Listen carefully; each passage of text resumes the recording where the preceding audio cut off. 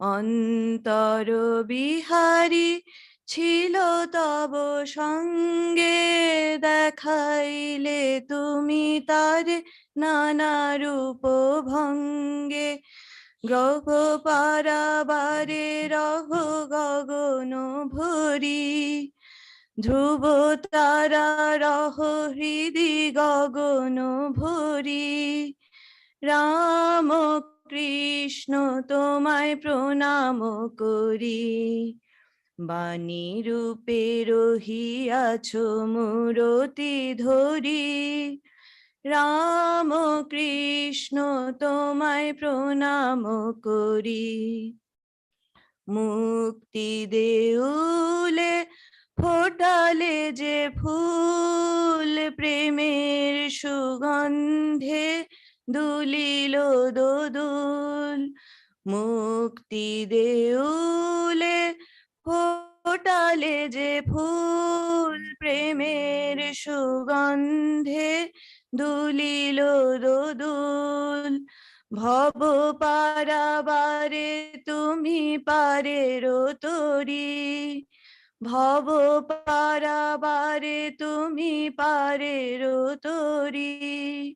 রাম কৃষ্ণ তোমায় প্রণাম করি, বাণী রূপে রহিয়াছ মূরতি ধরি। রাম কৃষ্ণ তোমায় প্রণাম করি, মায়া পাশ বন্ধন শোক তাপ ক্রন্দন। মায়া পাশ বন্ধন শোক তাপ ক্রন্দন, তব বাণী ছিল চির শান্তি বাড়ি। তব বাণী ছিল চির শান্তি বাড়ি। জগতের বেদনায় দিলে নব চেতনা, জগতের বেদনায় দিলে নব চেতনা। পরমানন্দ তুমি দিশারি, পরমানন্দ তুমি দিশারি। রাম কৃষ্ণ তোমায় প্রণাম করি, বাণী রূপে রহিয়াছ মূরতি ধরি।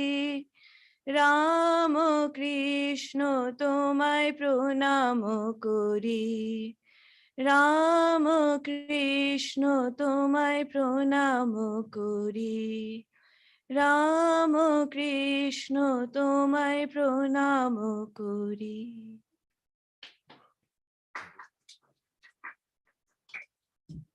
Thank you.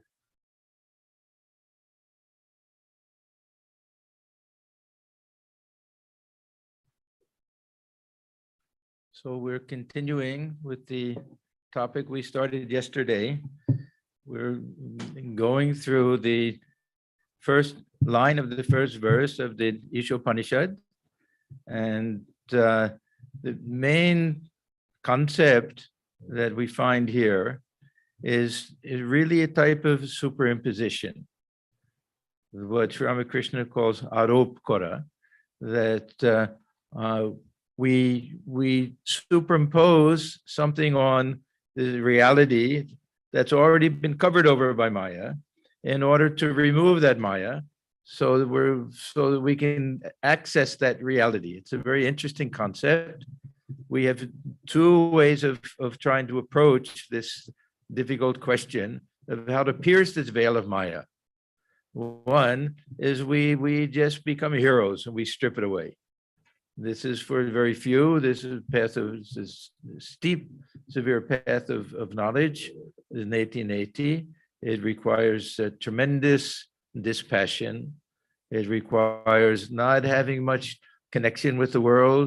It was generally and traditionally felt to be meant for sannyasins, although there, of course, we have many householder gyanis, but still traditionally meant for those who really could cut asunder any attachment to the world, and look upon this world as something distant and hazy and nothing to get too involved with and everything.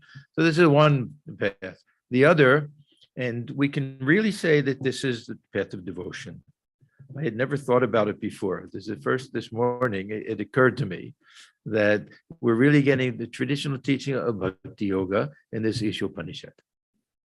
Yeah, especially with this idea of Ishvara, that if we think that we're really personalizing things, that everything is to be covered with the face of God, we can say that we're getting, and many of the teachings here will be very standard and a well-known teaching that Sri Ramakrishna gives with regard to Bhakti Yoga. There is this idea of Upadhi. We spoke about this yesterday, and Adhyasa, the superimposition. According to the path of knowledge, this Upadhi and this idea of superimposition is the main difficulty and the cause of ignorance. That we're seeing something as if it were something else. We're misapprehending something like the snake in the rope. And second cause of Maya is name and form. Nama, Rupa. If we can eliminate this name and form, we have the wave. We eliminate the name wave, we eliminate the form, we're left with the ocean. This is the path of knowledge. Now, the path of devotion, curiously, does the exact opposite. It recommends superimposition and it recommends name and form. This is what we do. We're adding name and form to that formless reality in order to access it. Yesterday, I gave the example of trying to get water out of the lake. That we use a container, we use a bucket or a pitcher, and this is how we can access the water.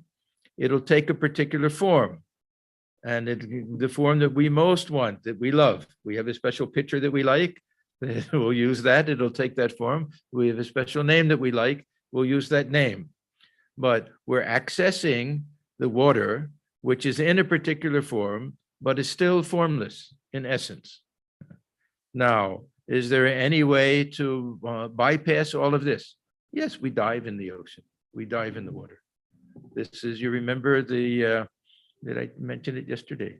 I think I was thinking. When Sri Ramakrishna said to Narendra that imagine, did I tell that? No. Imagine there's a cup of syrup and that you're a fly and you want to drink that syrup, what will you do? So Narendra said that I'll land on the edge, on the rim, and I'll reach over and I'll drink from the rim. So Sri Ramakrishna said, why won't you just dive into it? He said, if I dive into it, then I'll drown, I'll die. And then Sri Ramakrishna said, no, my child, that the syrup is the nectar of immortality. Nobody dies in that you become immortal if you do it. So these are the two options. If we want to just immerse ourselves in that ocean of consciousness, we can dive in. If we want to access it and have a relationship with it, then we have to give it name and form. We have to take our bucket and take it out. Yeah. You talked about the 2 ways, sort of bhakti way and the other. Yes. Yeah. It made me wonder where meditation or karma yoga fits into that. Meditation is flexible. So the meditation can equally be beneficial in the path of devotion and the path of knowledge. Only just a different type of meditation, different techniques. The meditation that we do, the Ramakrishna tradition, is based on name and form. This is the whole technique of a japa is repetition of name, and it's a meditation trying to visualize the form. Nama rupa, these two things, which are the source of confusion and error for the jnani, are the main aid for the bhakta.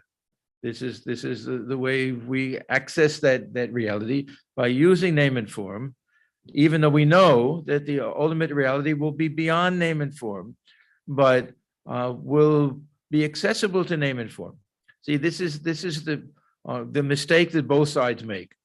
The mistake that the Gyanis, or some of the Gyanis will make, is that water is formless. That's the beginning and the end. But the fact is that it's formless and can take a form. The mistake that the dualists will make is that it always has a form, but it has to be the form that we like. That'll be their error. So that'll be the source of quarrel among them. And then, of course, we have Sri Ramakrishna, who equally accepts both sides and the truth of both sides. But one is an easier path for most people, and the other is just for the very few, the great heroes who can do this real path of Jnana Yoga. So difficult. So when we say that we're superimposing something on top of Maya, are we not adding another layer of Maya? Is this also within Maya? What's the answer? Is it also within Maya? Of course. But now Sri Ramakrishna comes to our aid. He says there's Vidya Maya and Avidya Maya. That means Maya simply means the relative. We're within the realm of the relative, not the absolute final truth, but a relative truth that is able to help remove the Avidya Maya, the Maya of ignorance. So he gives a very well-known example that if we're walking along the path and we step on a thorn, we get a thorn in our foot, and we want to remove it, we take another thorn. They're both thorns. They belong to the same category, both Maya. But the second thorn can be used to remove the first thorn. Then we get rid of both of them. Yeah. So what we're doing here is we're utilizing it. Now we say ego. This is the main form of Maya, and the main form of ignorance is the ego. Right? But ego is also our main aid in spiritual life. If we can recreate that ego, if we can cover it over, this small ego with all its attachments and all of its pettiness and desire for recognition and its anger and passions and jealousy, we can cover that over with a spiritual type of ego, it'll eliminate the other one. Then we can go beyond both. If we want to, we may not want to. Sri Ramakrishna says that the devotee generally likes to keep a little barrier, a little separation to enjoy that relationship. And Sri Ramakrishna himself, he liked that. He liked to have just enough feeling that I'm the child of the Divine Mother to enjoy that relationship with the Divine Mother. Otherwise, he would just be off. He would emerge in samadhi all of the time, which of course is a equally joyful and wonderful type of experience. But he liked the attitude of the devotee, number one, and number two, he knew he wasn't born simply for his own spiritual attainment and enjoyment, that he had a mission in life, which required keeping the mind down on a slightly lower level. And this lower level, and there's another question that's very often asked, what is higher, jnana or vijnana? Jnana or vijnana, which is higher? Jnana is higher if we're using the analogy of climbing up to the roof. But vijnana is higher if we're talking about what is it beyond. Who was it we were talking this morning? Yeah, Srihan was asking what's after samadhi? Huh? After that. After samadhi is vijnana. Huh? It says the mind comes down, but it's a higher state or a more mature state or post-samadhi state. We can say something like that. So we find that superimposition, aropkara, becomes the main aid in spiritual life for those following this path of either devotion, or we can say iti, not this neti, but there's a path of looking at things in a positive way. And what I want to do today in this final session is talk about 4 different ways in which we can superimpose this idea of the divine. And we'll see that discovering everything with God will take 4 different ways. We can see that one if we take this concept of Brahman, so we have Brahman, which is beyond name and form, infinite absolute reality, pure consciousness. This will be that ocean. How do we access that? What do we cover it with? And again, this is that process of turning Brahman into Bhagavan. This is what we're doing when we add name and form. We're personalizing God, and this allows us to have that type of relationship. So this will be one thing, that with the Brahman. Now, with the universe, and this is generally when we read the first line of this Isha Upanishad, generally we get the feeling that this is talking about the universe. We can't limit it to the universe, but what do we cover this? How do we give this sense of divinity to this visible universe that we see? So this will be the second challenge for us. What type of superimposition do we do with that? Then, for me, the most important thing is ourselves as individuals, that we have an understanding that we are in reality the Atman, that we're the self, we're the witness, we're not this mind and body and senses and all of that, that we were never born, we never die, we're one with the Brahman. We have this philosophically, we have this, all of this idea. But in everyday life, day-to-day life, we have the tremendous type of identification with all of the coverings. We have this Panchakosha doctrine with all of the coverings. Actually, there are way more than 5 koshas. That after we get to the subconscious and the Vijnanamaya kosha and Manomaya kosha, or the senses in the body, and then we have our cultural layer, we have our language layer, our religious layer, our professional layer, all of these layers that are added on top of that we identify with. So we'll find that this we try to superimpose some concept of divinity on the self, on the individual self, the jiva, in order to combat that false identification, which is contrary to what we're taught is the ultimate reality and what we may believe. We may be convinced intellectually that, yes, I know that I'm not this body of mind, I'm the witness of all of that. But in everyday life, we automatically have this identification with, to use a single word, our personality. This is the main problem. Not so much that we identify with the body, because no one will really think that I am this body. We think we dwell within this body.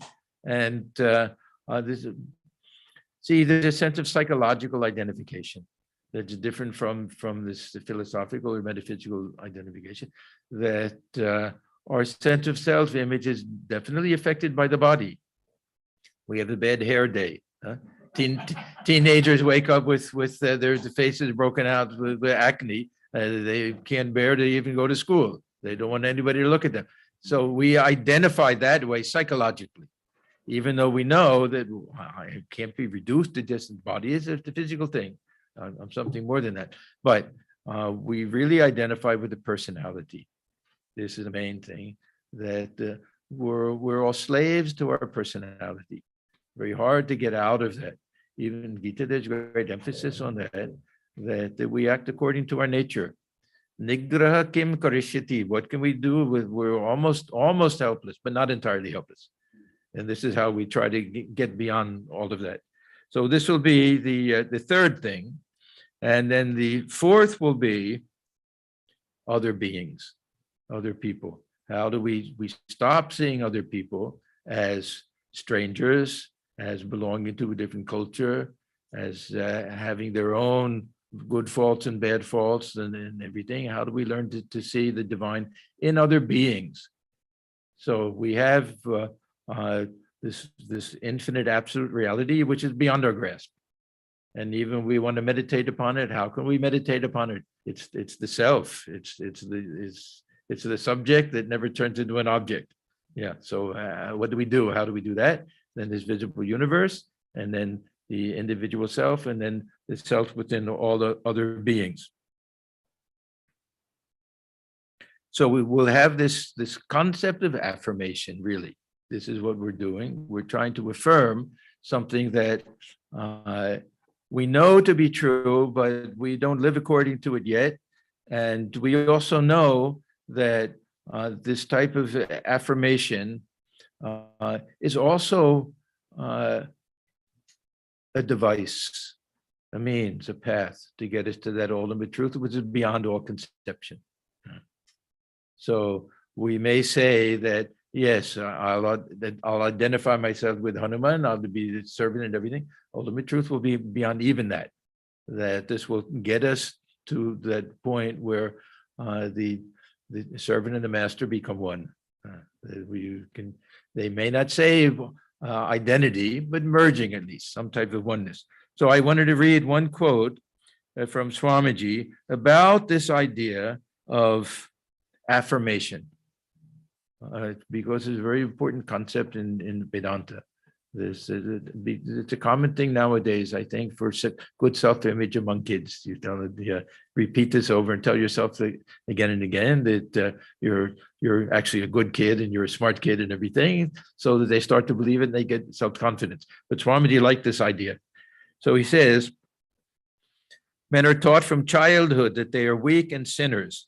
Teach them that they are all glorious children of immortality. Even those who are the weakest in manifestation, that positive, strong, helpful thought enter into their brains from very childhood. Lay yourself open to these thoughts and not to weakening and paralyzing ones. Say to your mind, I am he, I am he.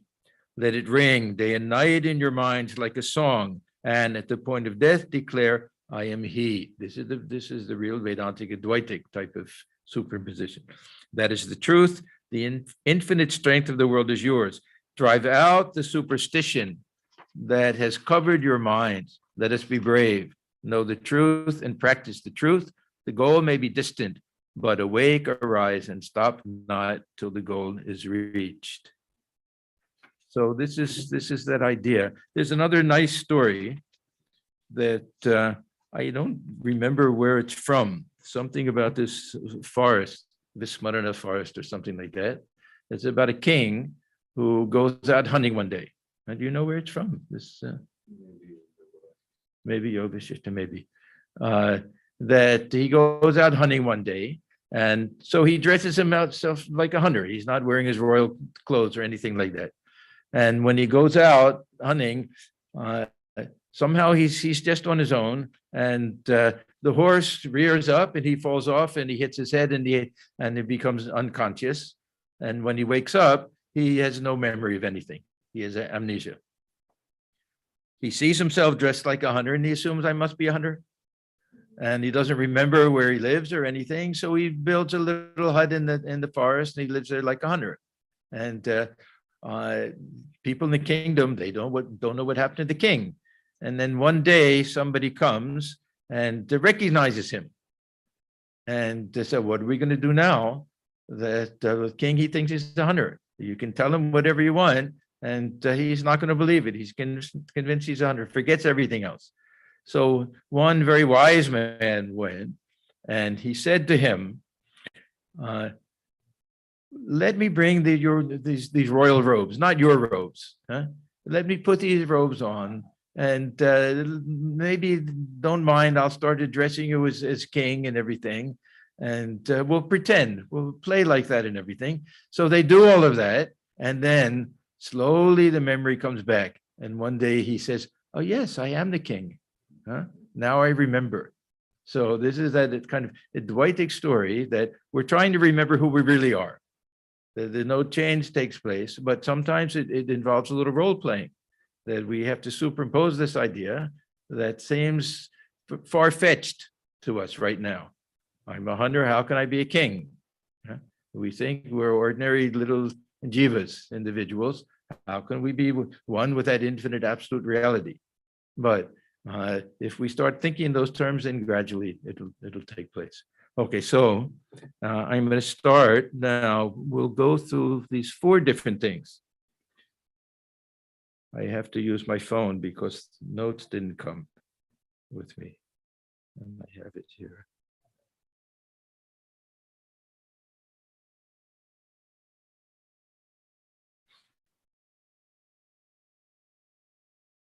Anyhow, we'll start with this idea of Brahman.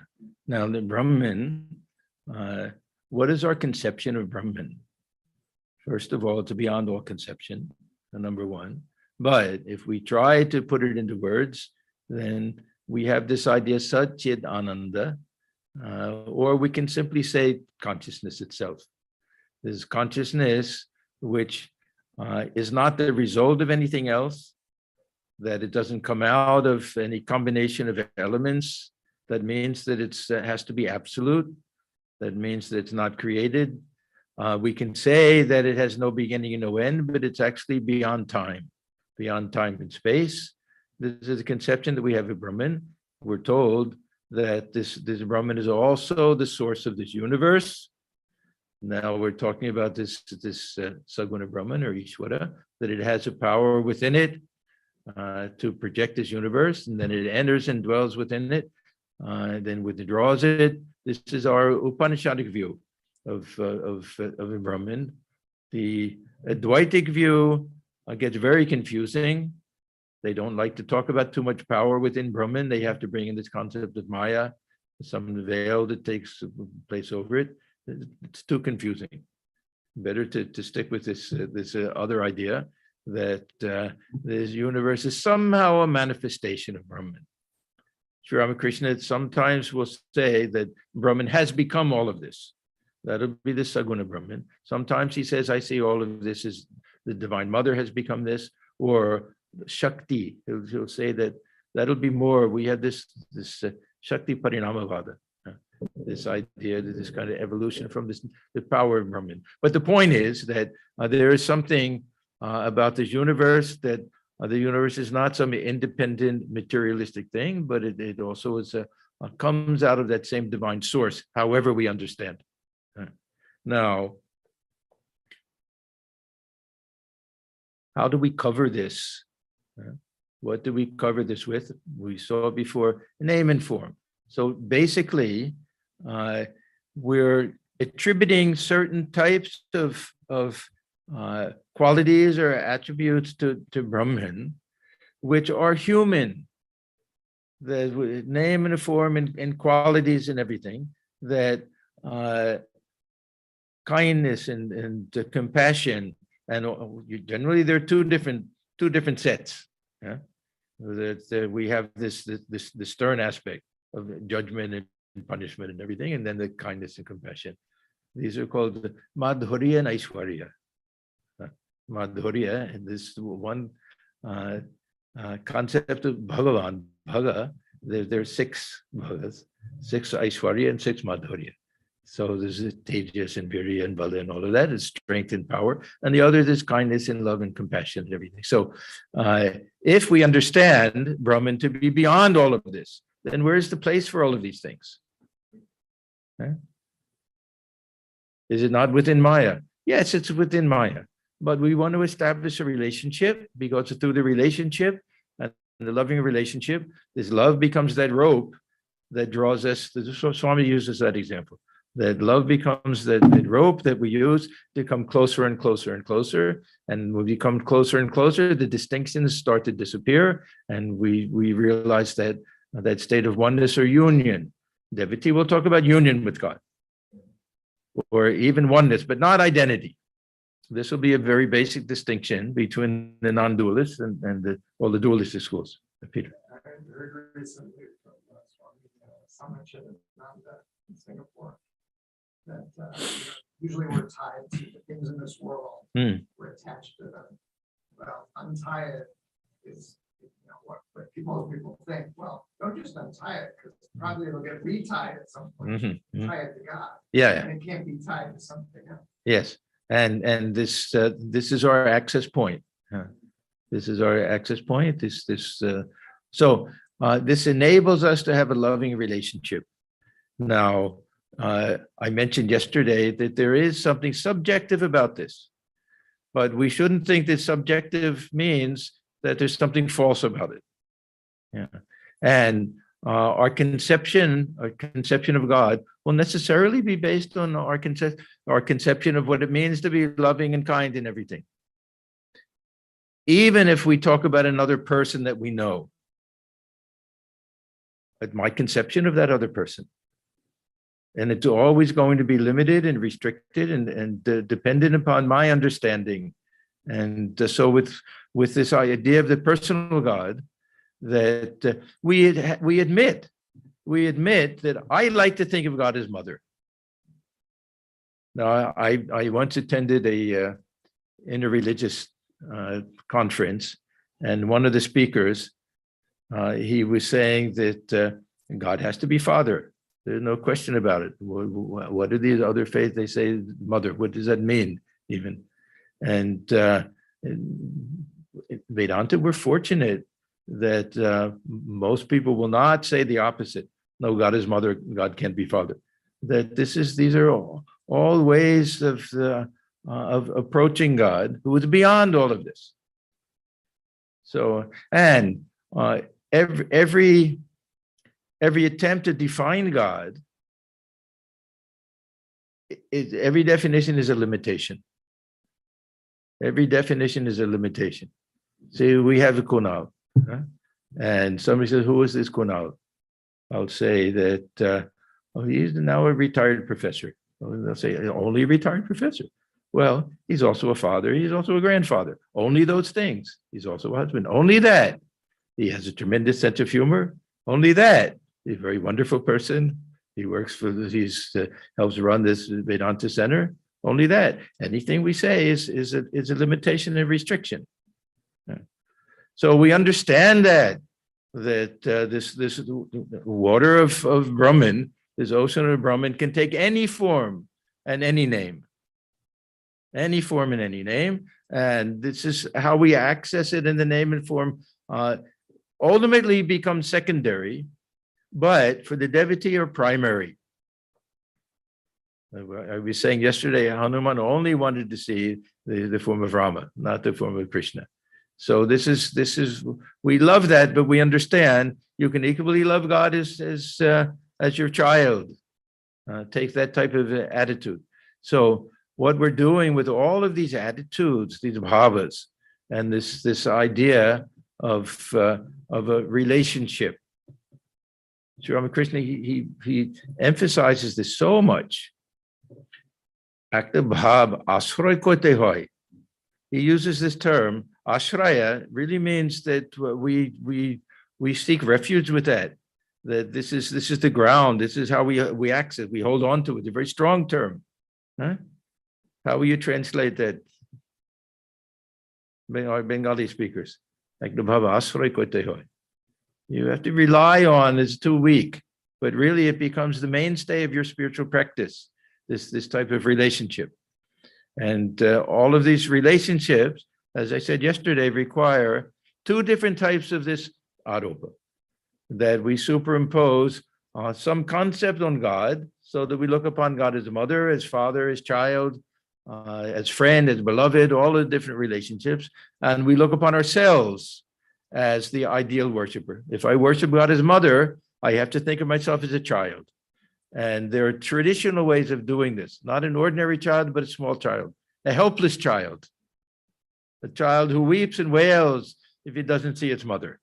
Then we get into the spirit of these moods, these bhavas, that we want to be a servant of God. It's not like working for a boss in an office. We think that Hanuman, that he would give his life in a second for Rama and didn't care about anything. Whole life was to serve Ramachandra. That was everything. So this type of superimposition, covering everything with God. We're also covering ourselves with some divine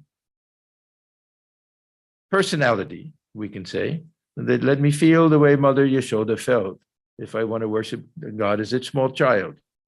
And then we're taking this infinite absolute reality, and we're covering it with this the cloth of a tiny little child. People will say, "You're crazy."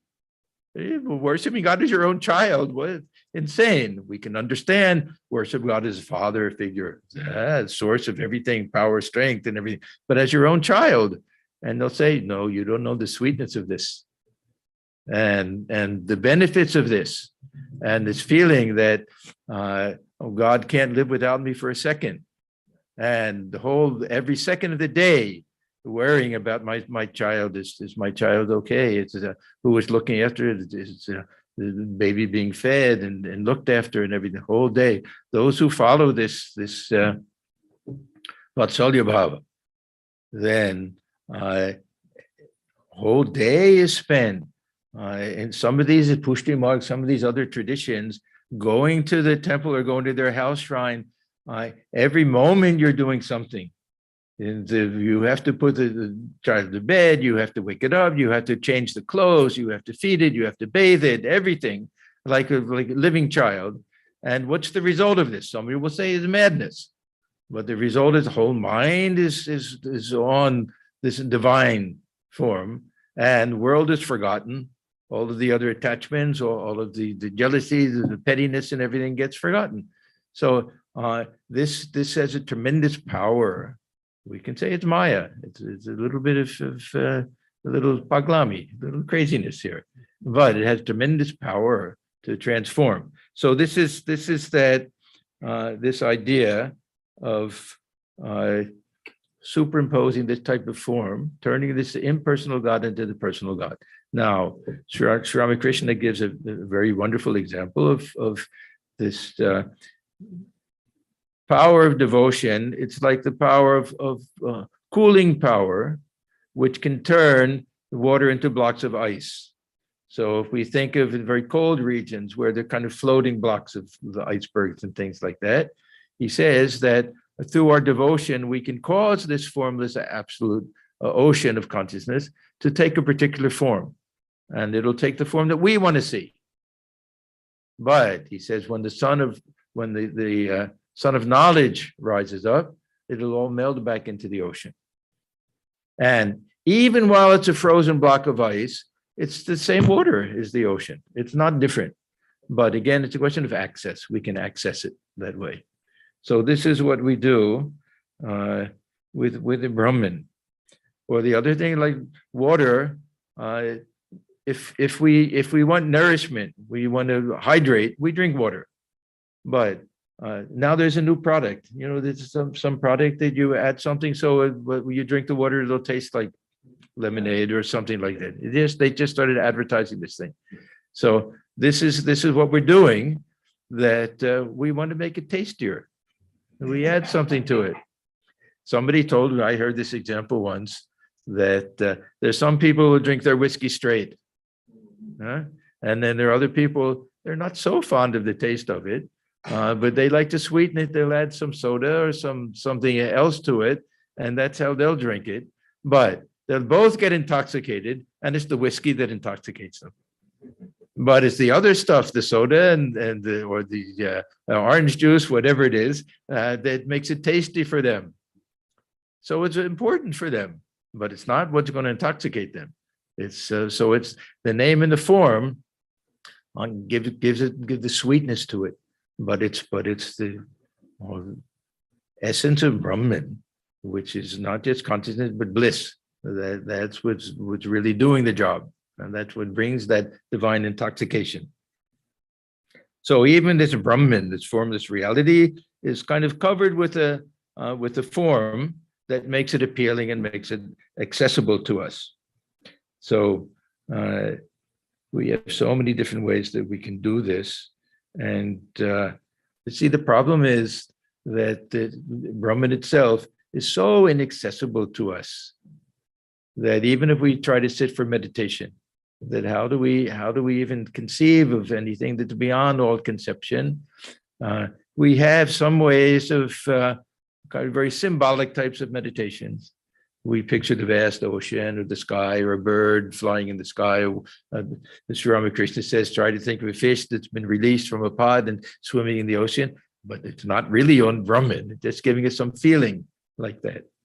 But if somehow we put a set of clothes on it, we put a name and form on it, then we get a little bit of access. I was reminded of, there was I think a short story that was written, they turned it into a movie also, The Invisible Man. Was it H.G. Wells? Was some famous I think Shelley was, no. Huh? H.G. Wells. Yeah. So there's a man who's invisible, but he can wear clothes. It's as if he has his own form, and he puts like a bandage on his face so that you can see the outline of the face, and wears a hat and everything. So when you see him, he looks like a regular person who was in a fire or something. You can see his hand, but everything's covered with a bandage. You take the bandages off and he's invisible. So I don't remember the rest of the story, but this is what we're doing, that this Brahman can take a form, just like the water. It can take a form, but we have to wrap it up in something. So this is what I mean, covering, that everything is to be covered by the Lord. So this is one way of doing it. It's not a perfect analogy. Brahman is all pervading and everything, but just to give some type of idea. Okay, now the universe. In order to get rid of this idea that this is just that dull matter, or even that life comes from, how did life come from? What is it? Just combustible materials that somehow this massive fire turns into the earth. Some purely materialistic way of understanding it, which is okay. There's nothing wrong with it. There's a scientific way of looking at all of this. But we have so many traditions that look upon this earth as something sacred. So how do we do, what type of superimposition do we do? This was really the genius of the Vedic period. The Vedic period, if we understand that all these Vedic deities covered three bases, we can say. One, we say Agni. Agni will be the god of fire. It'll be fire in general, like the element, but each particular fire we also call Agni. We use the same term for all of them. So they deified everything, that it wasn't just the say Saraswati was then a goddess of the river. Saraswati, it wasn't just that the goddess in heaven someplace is sacred to us. The river itself is sacred. So this not just personifying the forces of nature, but seeing the manifestation of that as divine. Many early cultures did this. The Native American culture in this country, they saw everything as the divine, the sacred. The ground was sacred. They were appalled, and even today they'll be appalled to see people just taking garbage and throwing it into a garbage dump and heating, just covering it over. There's earth is sacred, Mother Earth. Many traditions have that idea. So we can do that. We can try to see, put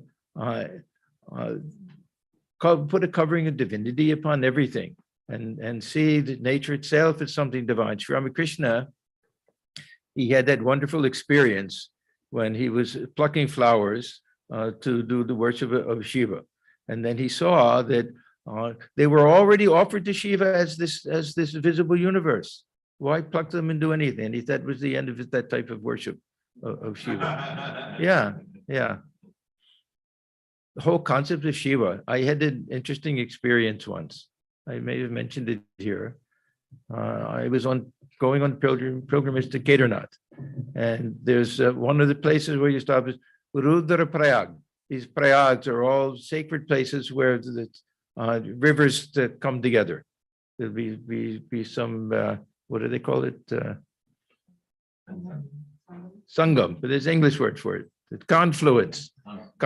Yeah, different branches of the river. So anyhow, we went when I was with the two other monks at the time, and we spent the night in this town, small town, Rudraprayag. It's a holy town, holy place, but it's on the way to Kedarnath. And traditionally, you have to go bathe in the Ganga, they confluence there. Anyhow, so it was nighttime. It was load shedding. There was no light, and you have to go down. Has anyone been there? You have to go down like 7 flights to go from the top to where the river is. That it's a long climb down and everything.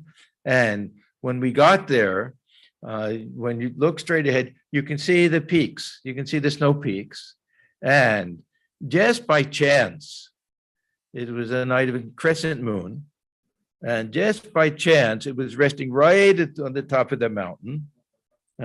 And you can see the white of the snow there, and you can see where, again, Jesus is coming down. And then I said, this is where that the rishis saw this. This is where they got the conception of Shiva.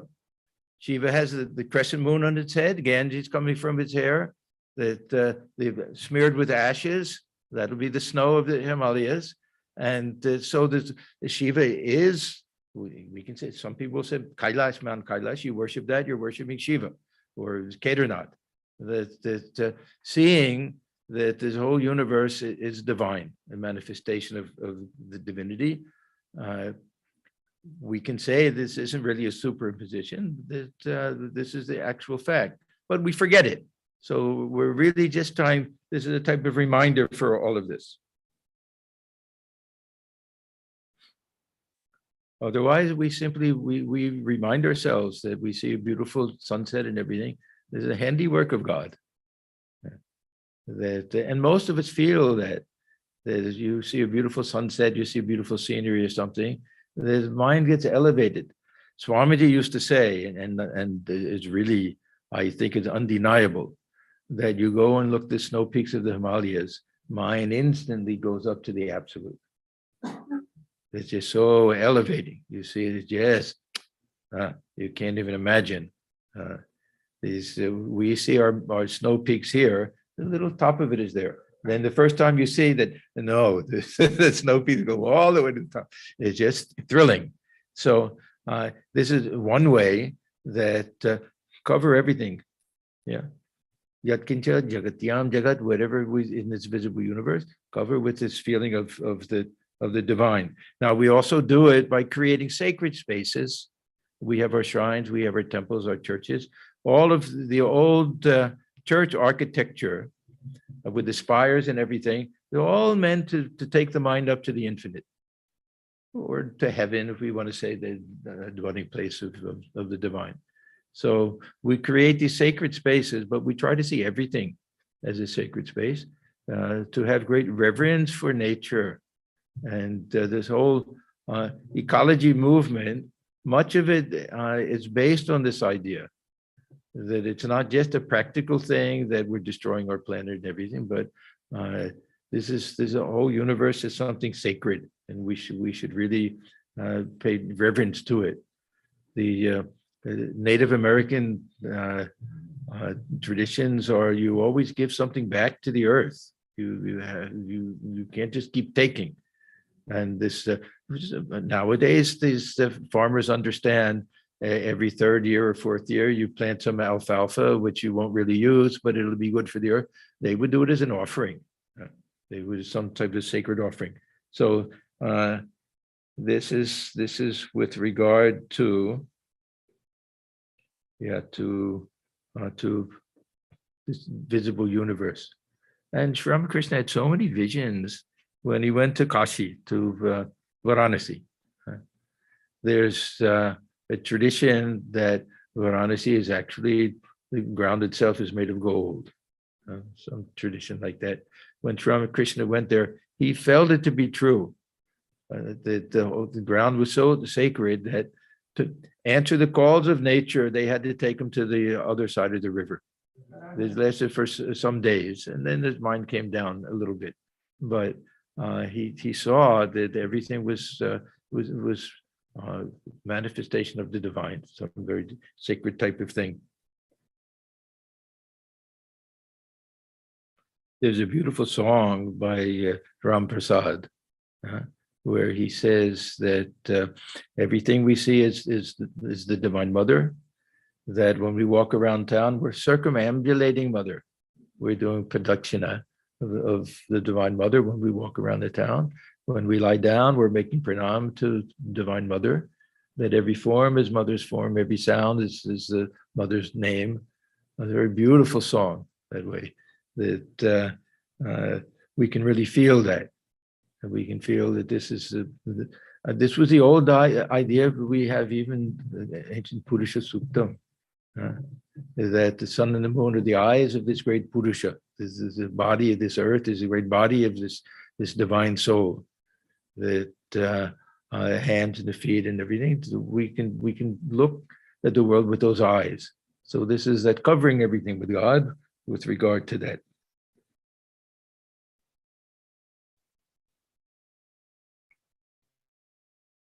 This is Sri Ramakrishna's own words. One day, while worshipping Shiva, I offered a bell leaf on the head of the image. When it was revealed to me that this would be Virat. So this is that technical term that we use. This Virat is God manifest as this universe. This universe itself is Shiva. After that, my worship of Shiva through the image came to an end. Another day, I'd been plucking flowers when it was revealed to me that the flowering plants were so many bouquets adorning the universal form of God.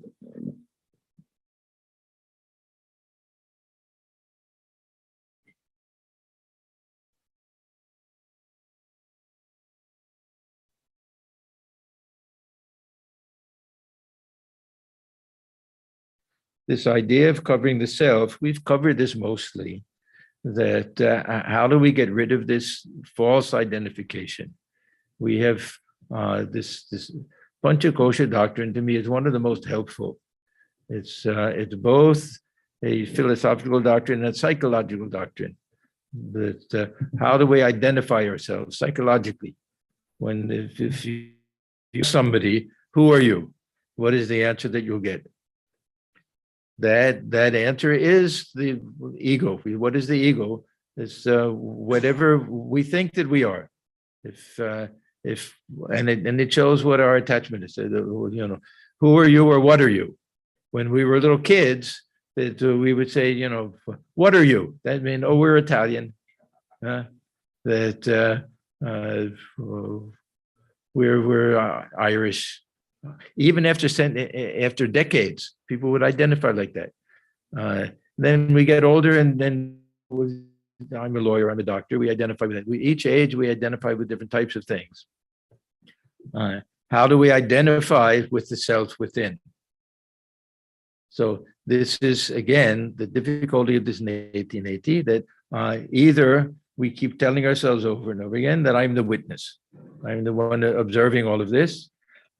Or we do this other type of superimposition. Sri Ramakrishna makes a wonderful statement. He says, if this ego refuses to go, then let the rascal remain as a servant of God or child of God. Yeah. We takshala. Yeah. So this is that idea that we can try this I am Brahman idea. Even that's a type of ego, but also a good thing. So to say Aham Brahmasmi, that means I am identifying myself with the Brahman. The real Jnani, the real realized soul, will never say Aham Brahmasmi. He'll say Brahman alone exists. He won't say I am Brahman. That I has to disappear completely. That I has to go. Before that, we're utilizing that. That's also a type of ripe ego. Sri Ramakrishna uses this terminology. This ripe ego, he uses in two different senses. One is exactly what we mean by this pretending, that I'll pretend that I'm the servant of God. That means I'll try to convince my mind that this is my main sense of identification. After God realization, coming back in the world, then that becomes a reality. We don't question it. It's not the role playing anymore. This is a type of role playing. But it's a type of role playing that the role that we're playing is who we really are. And it leads that this is that curious thing. We're trying to become who we are or remember who we already are. There's a gap exists between the reality of the situation and the practical reality of our own understanding. So we want to stop thinking of ourselves in terms of physical body. Physical body means I'm the child of my biological parents. Huh? How do I get rid of that? Child of Divine Mother. That means I'm taking.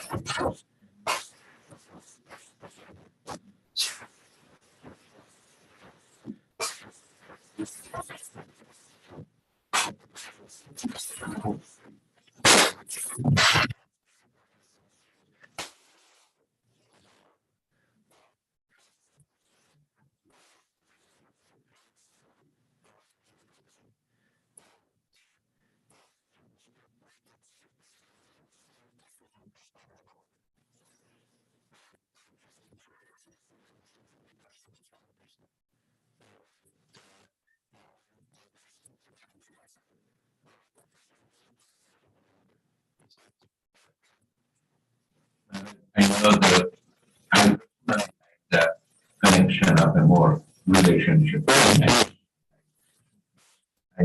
still remember you gave an example really back in the talk that there was this queen, Madalana. That's good. Because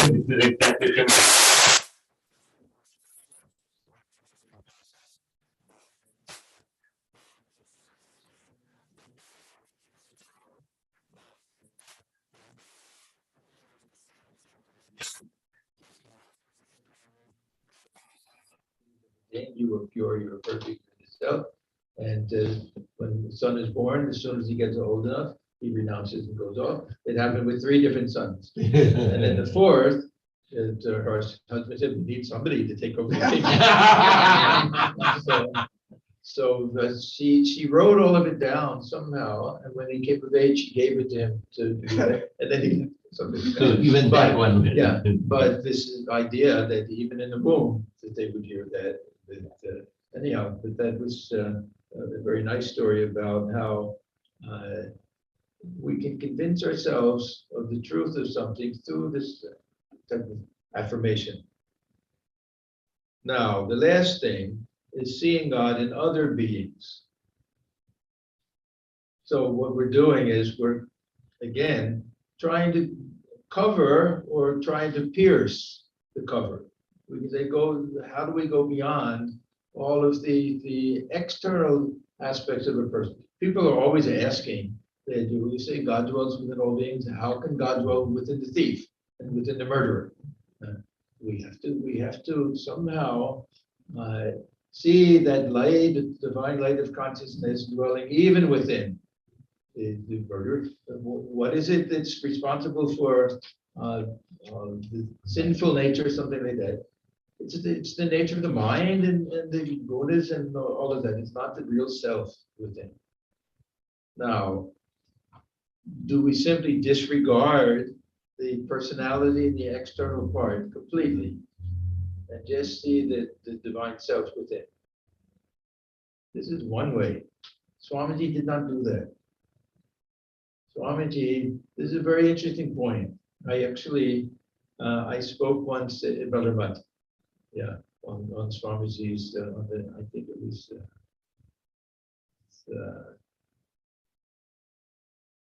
2014 when they celebrated, what was that, 150th, yeah, anniversary, something like that. That Swamiji's love of mankind, that this almost fanatical love and worship of God through human beings, that it took these three different forms, which correspond to the three different relationships or attitudes or actually schools of Vedanta. So he definitely saw the divinity. He saw that Brahman, that divine light dwelling within all beings. But the most famous statement that he made, may I be born again and again, and worship the only God I believe in, the sum total of all souls. This is perfectly consistent with this qualified non-dualism. That each individual jiva is a part of God. And even with the particular elements to it and everything, still, I want to worship that as divine. But he had special love for those who were uneducated, who were poor, people, Daridra Narayana. That meant that he loved humankind. It wasn't just that it was just the light of the divine within everybody. It was a little dry. But he really had this. There was an incident that took place in San Francisco. It's in Swami Atmajnananda has a beautiful lecture was turned into a little booklet. Swamiji in San Francisco. Swami Atmajnananda in San Francisco. He was walking along the street. I don't remember who the devotee was, one of the disciples or devotees in San Francisco. And Swamiji said, "You know, I think I may have to be born again." And he said, "Why, Swamiji? Why do you say that?" He said, "You see, I've fallen in love with man." Yeah. So he had that tremendous heart where it wasn't just this very dry type of or metaphysical or something, this transcendent reality dwelling within, but man with all his weaknesses, men, of course, men and women with all the weaknesses and difficulties and the worst sinner and the worst thief is not a thief or a sinner because they decided to or wanted to. There's circumstances, there are all sorts of things that we probably wouldn't be any better than them if we've been born and had that same background. We shouldn't judge anybody like that. And so for Swamiji, really, he saw this each and every individual in every aspect, the pure self within, and just as the jiva, and as just as a human being, that he felt that oneness with everybody. We could say oneness, that we're all the same self and all. We're all part of that same God, that oneness, or all children of the same God. That we share common humanity, that everybody has the same desires and likes and dislikes and hopes and dreams. We share that with everyone. Some people get off track. Some people, it's not their fault. But Swamiji, he had this special love for those who, for one reason or another, had to suffer in this lifetime. To me, this was the most appealing aspect of Swamiji. Not his brilliant intellect, not his power of concentration and meditation, but this compassionate heart. And when I first read Swamiji, I was just overwhelmed by that compassionate heart. So if we take ourselves to be divine, we've already done that. We have to see divinity within everyone, and we have to feel a oneness with everyone. How do we do that? Again, this process of covering things is also a process of removing. So we remove all of those superficial differences that we have. So we speak a different language. The complexion may be a different hue. That we may worship differently. So many different things that separate us. But what do we have in common? The divinity and humanity. We have this humanity in common. And Swamiji loved each equally. Yeah, it wasn't a type of humanism. There was a very interesting novel that was written by Sartre. I mentioned him sometimes. I'm very fond of him. Called Nausea. And there's a character in there who's called the humanist. And it turns out that the humanist, he loves all of mankind, but not very fond of people. So Swamiji was the exact opposite. Yeah, that he could just embrace people. He felt one with everybody. How else could he come to this country and immediately feel, and they all felt it from him. Immediately the Hales felt that he's their own son, that Mary Hale and the others, that he's their brother, immediately, because there was no barrier with him.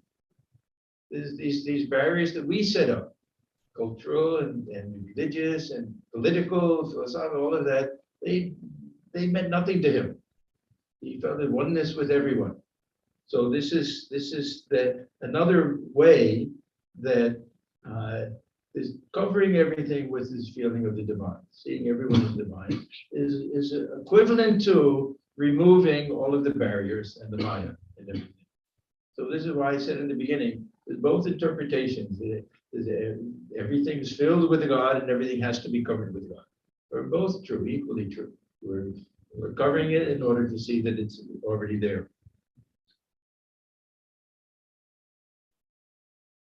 I wanted to just finish. We'll have some little time for questions, huh? I wanted to finish with reading this poem. This is my favorite poem of Swamiji's. It was included in one or even two letters that he sent. I don't remember very well who was sent to. We know it now as the Living God. The beautiful poem. He said,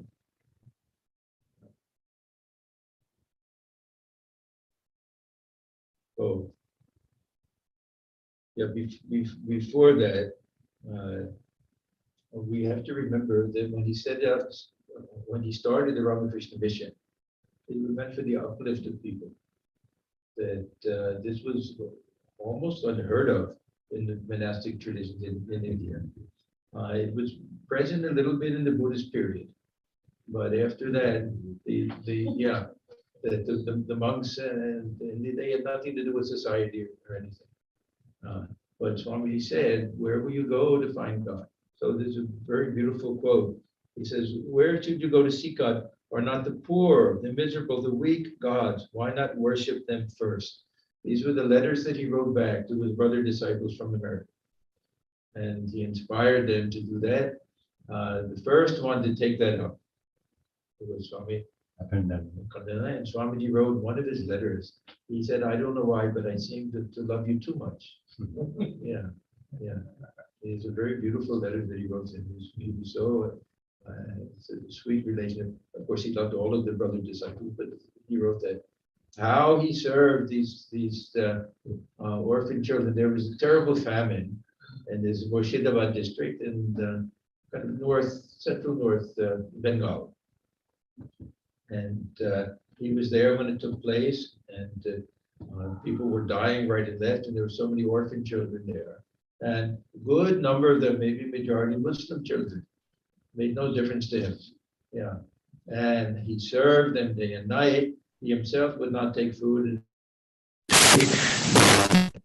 Even Swami Ramakrishnananda, who was suffering in Madras, who didn't have food to feed himself, he raised money to send to Swami Kananda. Yeah. So Swamiji was so happy to see the work that he did. And he started that orphanage.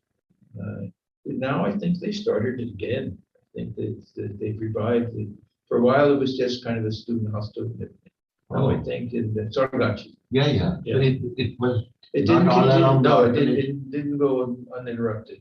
Yeah, the whole time. But while he was alive, and he loved it there. Even as president, he always wanted to go back to Sargachi. In 1992, when I took my brahmacharya vows, one of my brother monks was posted in Sargachi, and I always wanted to go there. So I went with him after. We spent 10 days there, and also Swami permission was there, so he never was there. No, not at that time. But I'm saying, yeah. So I heard a lot of stories and everything at that time. So anyhow, let me read this poem. He who is in you and outside you, who works through all hands, who walks on all feet, whose body are all ye, him worship and break all other idols. He who is at once the high and the low, the sinner and the saint, both God and worm, him worship, visible, knowable, real, omnipresent, break all other idols, in whom is neither past life, nor future birth, nor death, in whom we always have been and shall be one, him worship, break all other idols. Ye fools, who neglect the living God and his infinite reflections with which the world is full, while ye run after imaginary shadows that lead alone to fights and quarrels, him worship, the only visible, break all other idols. So this is one of the ways that we see God dwelling everywhere. We see God dwelling in nature, God dwelling within all beings. This is actually one of the great practices in the Christian tradition. That Mother Teresa and all of the service, they really try to feel that they're serving Christ in the form of the poor. Yeah, this is their tradition. When they're nursing somebody and everything, that is Christ himself is there manifest in that form. So this is almost a universal idea among different religious traditions to feel. So we can also do that. See, Swami Krishna said, every man I see is Rama, every woman is Sita. We can say, treat every man we see as Rama Krishna himself. Every woman is Holy Mother. We can transpose all of this to suit our own spiritual bent. I had an opportunity in Trabuco when I was there, my first year in Trabuco. We had an old monk who he used to be, before that he was in Chicago, then he came and stayed with us. Very cantankerous, very difficult, always complaining about things. Not the sweetest person you've ever met. But he had some serious foot condition where dressing had to be changed and feet had to be massaged and everything. So I used to do that. Yes, that was my job to do that. And I told myself when I went there, let me feel that I'm massaging Swami Krishna's feet. And it became very joyful for me. And he became very sweet. And we would talk about all sorts of things. So my point is that this can be done. This isn't the theory. This can be done. That we can learn to treat everybody as God himself or herself standing before us. And it'll be joyful for us, transforming for the other person also. See, most of the problem with serving other people is that they feel they're small, that they're getting a handout. If we really, what does Swamiji say? The person who's serving should bow down in gratitude. The person who's receiving should stand up and commit to it. That it'll give them some feeling of self-respect. These are all very important things. So anyhow, these are a few of the different ways that we can put these teachings into practice. A very practical verse. It's telling us, do this. Rasim, do this. Infuse everything with this feeling of the divine. It'll change your life. It will allow you to have that highest realization. It'll be good for everybody else also. So Swamiji, at the end of that lecture on this Isha Upanishad, he says, so work, says Vedanta, putting God in everything and knowing him to be in everything. Work incessantly, holding life as something deified, as God himself, and knowing that this is all we have to do, this is all we should ask for. So this is a beautiful idea that we find in this Isha Upanishad. It's very practical. It gives tremendous scope for devotion. It allows us to have our own very personal type of relationship with God, to see God everywhere and within all beings. Okay, so now if anyone would like to ask any question, yeah. This might be a mildly pedantic question, so you may. So this concept of seeing God in others, using that as a pathway, what we were just talking about.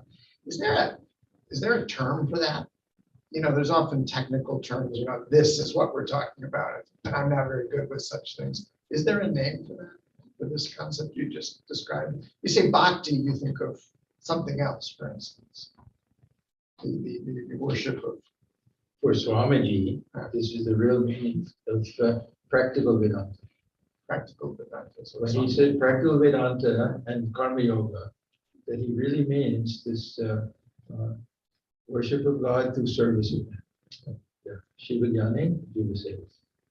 Yeah, that's the term that he uses. Yeah. So it's his own that he coined. If you want to take technical term, I don't know of any. Yeah, I haven't run across one that no. you've been quite learned. I thought maybe you had a name for there, that. Maybe, but no one emphasized this the way Swamiji did.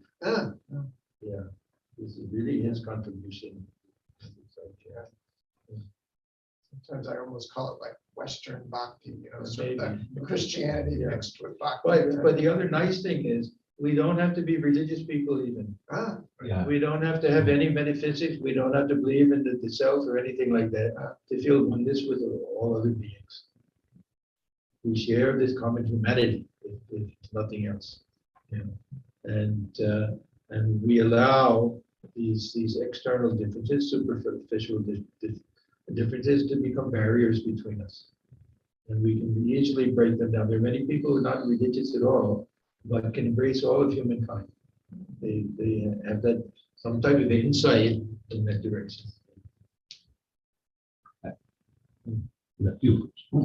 No, yes, from you first.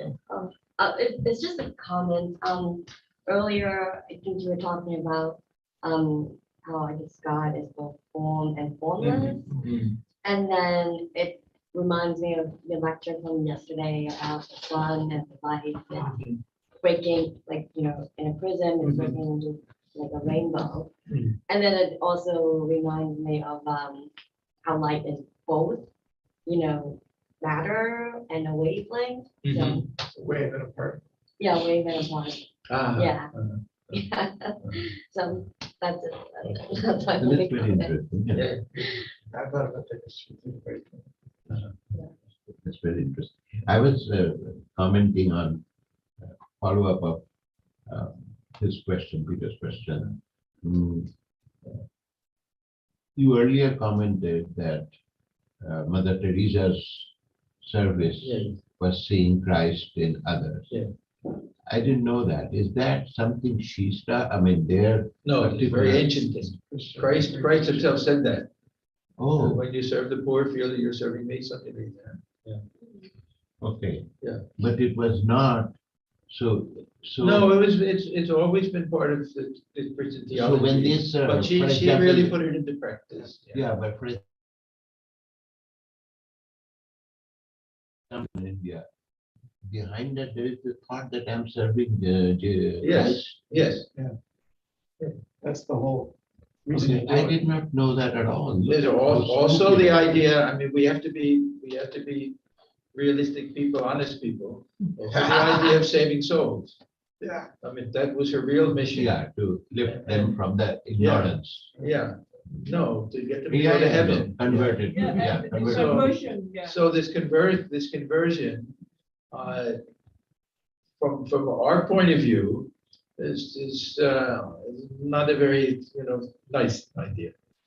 From her point of view, that if she had that real conviction that this will give them eternal life, then we have to respect that. We may think that it's very misguided and very bigoted and everything, but at least it was a real conviction that she had. It wasn't a personal conviction; it was part of the theology of the church.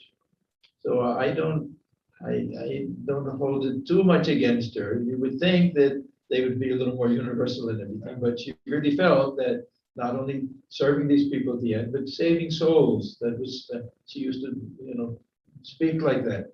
So some people were very much against this idea. Here are people dying on the street and she's converting them.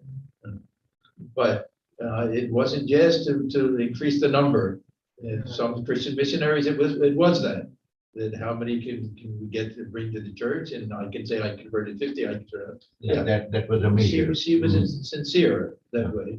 But we would say misguided, of course, that why think that they have to become Christian, that they think salvation. But she was, we were talking about guileless. I think she was one of those people that didn't question certain parts of the church. So, Swami Ji, so there are two more references, and I think I understand one of them. When Swami Brahmarupanandaji taught us about Brother Lawrence and Yes, so on. Yes. So Brother Lawrence would call a tree my brother and this and brother. Was there also just a curiosity about serving the weak and the poor, etc. in Brother Lawrence, or it was just the overall mysticism? His main thing was that for him, service was worship. It took the place of worship. Yeah. He looked upon it that way as worship. He worked mostly in the kitchen and Yes, everything. yes, yes. Yeah. This is Yeah. bad legend. Yeah. And the last part of that is still a Peter's thing. What is the fundamental of Buddhism? Then why did Buddha himself serve the weak, the poor, and he almost Yeah, picked them up from nowhere? it's always been my challenge point. Yes. So I've never did had he the see, answer either. because there was no God in his life? Yeah, this is my point. This is my point. Humanism. That- yeah. No, it's more than humanism. This is my point that it's not necessary to even bring religion into Yes, all of yes. this. This feeling of oneness transcends all of that. So you I remember once hearing one of the religious speakers say that how can there be compassion in other people unless you believe in God? And to me, it just sounded so odd. That, No. yeah, and if you, what tradition stresses compassion more than any other tradition? Buddhism, especially, Dalai Lama, that's his whole thing, yeah. And without bothering about the metaphysics. Yep. Without bothering about this personal God and divinity and all of that. I mean, they'll have their own understanding of divinity, of course, they're secularists. But this compassion is just one heart to another heart. So what drove, I know he had this whole, Buddha had all this thing about the cause of unhappiness, the world is. Yeah, why did you care about the other people's Yeah, unhappiness? so that philosophy does not include that. But why No, am I, yeah, why am because- I unhappy? Because I am attached, etc. Amalpam yena sarvatra. We know if I suffer, then you'll also suffer, Oh, right? I mean, it's a very common thing. but I that know was, if I'm starving to death and you're starving to death, I know what you're going through. but that was an extra dimension added. So because if you think of selfish Buddhism, which doesn't exist, it should be just, I am suffering because I am attached to this world, which is by nature unhappiness. And therefore I should try to detach and I should become like a Buddha and see all of this. But this additional thing to that, see that you are also suffering, therefore I feel the oneness and therefore my job will be to remove your suffering. That was. We don't have to go through all those rational steps. It's more a question of feeling. So then it is not, by chance it was Buddhism, but it is, as you say, it is, I won't call it humanism, but whatever you call that thing, to the passion to serve others. Passion to serve. Can we count it? Yeah, Of sure. course, you are the only card carrying Buddhist, whatever you say. We've been waiting. We've been waiting for you. So in Buddhism, there's this idea of rebirth, and so everyone can be reborn as someone Yes. else, and so perhaps I'll be someone like you in my next life, or something like that, and then and also we have demigods and humans, and without demigods we have form and formless demigods, and then we have like the hungry ghosts and animal and hell realm. Anyways, there's different realms that sentient beings can be born into, and but actually the one realm that people can get enlightened, or sentient beings can get enlightened, is in the human realm. So despite the incredible karma of the devas other than my gods.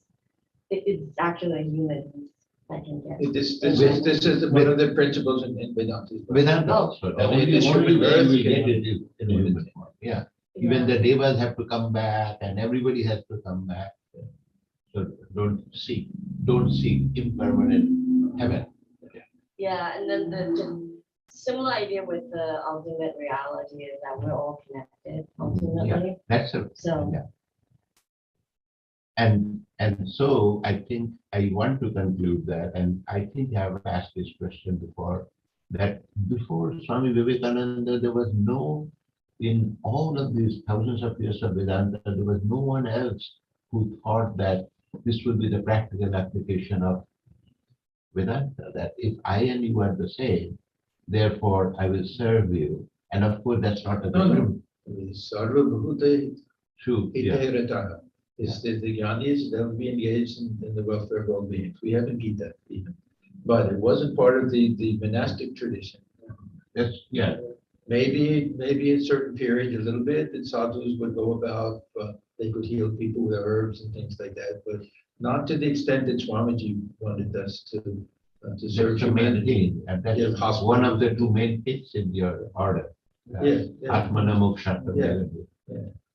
Swami Atmajnanananda actually wrote a booklet on that. But he just said that was one of the 5 unique features of the Ramakrishna monastic order. Was that Bhajanananda? Bhajan. Yeah. He actually said that's one of the 5 Yeah. things that makes them. And now it's almost standard in all these traditions today. The Sai Baba and other things, they'll have hospitals and dispensaries, and it's really They are. now it's understood to be not in conflict with spirituality, with religious tradition. But in Islam, you do not invoke God in others, do you? I mean, I don't know anything about Islam, but I know this part of their annual duties. You have to pay so much to others and this and this, Yeah. and you have to so, and they get No, they have the same. they get brownie points for doing No, this. they have the same like golden rule idea. Yeah, that's in Islam. Very good. Absolutely. Your percentage of your money, just make sure it's part of the No, requirement. but to see God in others, and like you said, I learned it for the first time with all these years living in Kolkata, that Mother Teresa saw God in others. Yeah. Specifically Jesus, to feel. Yeah. Now, again, this is a superposition. This is an attitude. She knows that this is not Jesus, but to convince the mind to feel that somehow that serving them is equivalent to serving Jesus.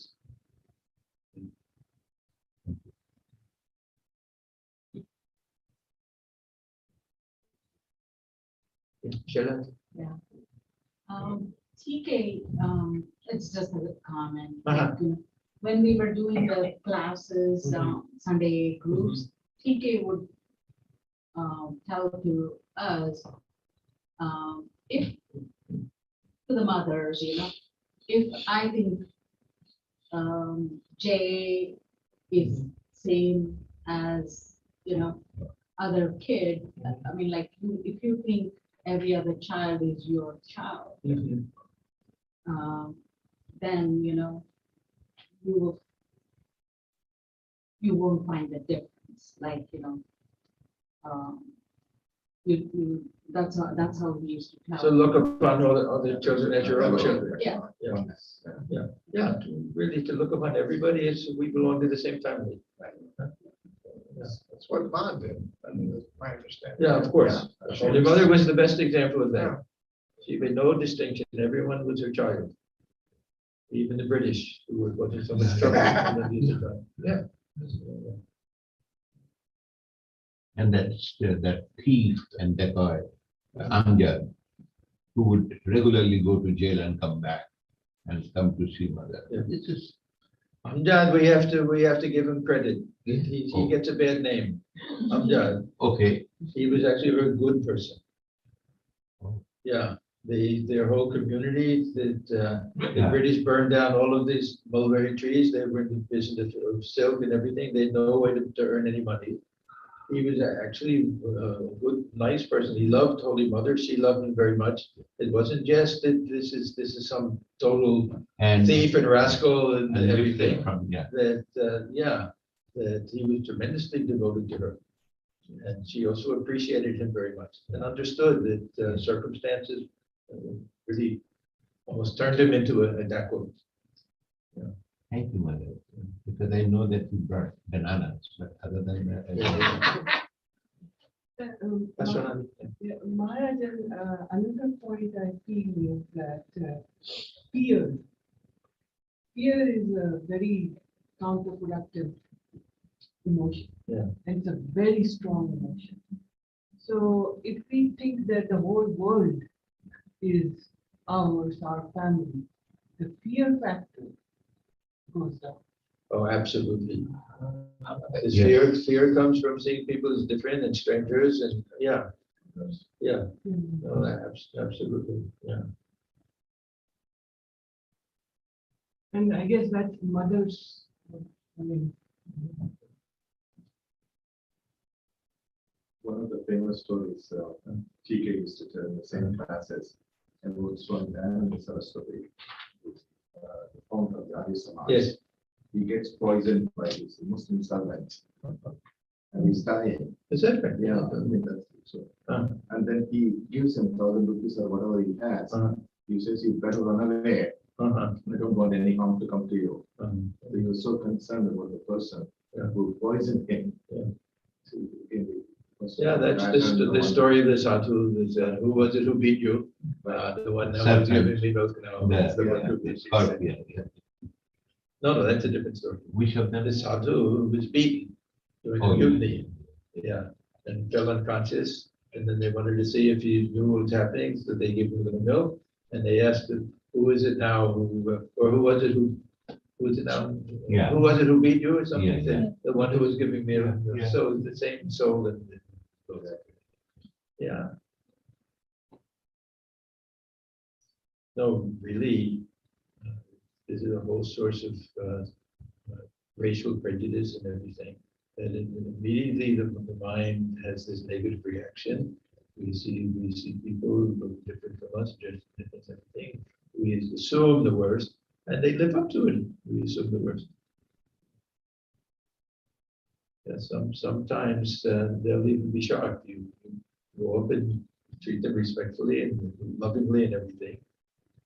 It doesn't work all of the time.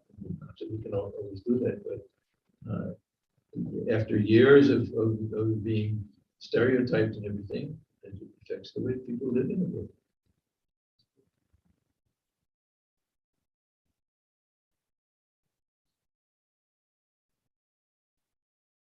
It's a portion of that story of the king. How did he regain his brother? Yes, by pretending that he was the king, and hearing himself addressed as the king, and dressing like the king, and starting to think how a king thinks. And then the amnesia broke somehow, and then he went to, yes, I am the king. Yeah. Prabhupada wrote this article in that she says that the person meets someone and that person tells him that you need to tell yourself or tell whoever you're meeting that I'm the last king of Smriti. Yeah, speaking about this.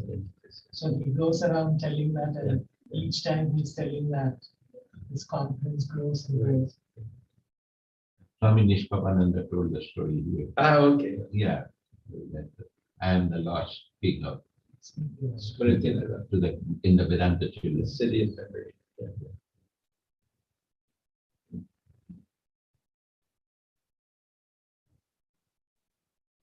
So,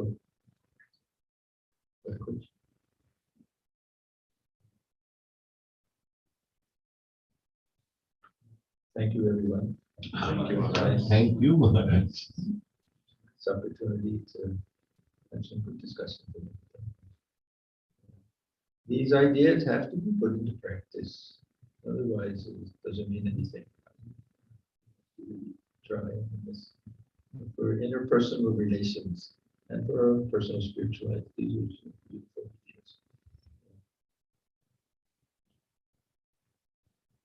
Sadhave Bhavantu Sukhina, Sadhave Santvaram, Sadhave Bhavantu Pasyantu, Kasya Kritam, Shanti. these things.